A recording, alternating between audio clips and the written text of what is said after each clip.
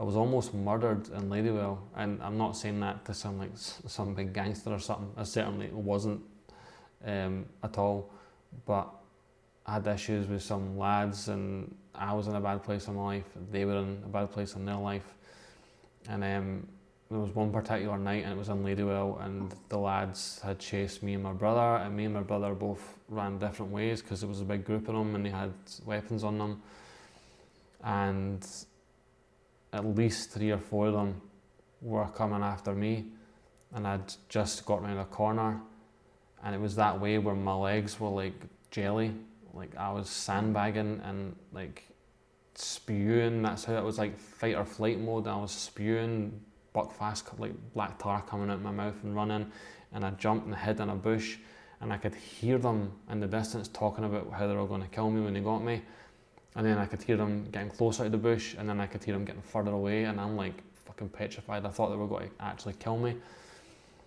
And then eventually, you know, I managed to get away. We called the police and all that, and then nothing came yet, but it was the first time I got such a big fright.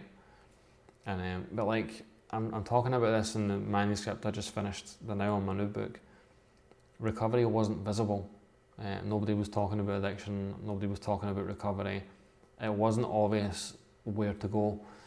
So I went to my GP and spoke to my GP about what was happening. And my GP looked at me like shell-shocked. Like I must have sounded like a raving loony in his eyes, because I was talking about cocaine and guys with knives and bottles and blah blah blah. And then he told me about West Lothian Drug and Alcohol Service. I'd never heard of them either. They're a charity in West Lothian that supports people suffering from addiction. They're still running now. Weirdly enough, I now work with them. You know, I run my charity and I work in partnership with them, so it's like full circle. Amazing. And there was a counsellor, like I didn't know this until recently, but he's a recovering addict and all. And I had this counsellor at Weldas, and he said to me, "Do you think you might be an addict?" And this is the truth.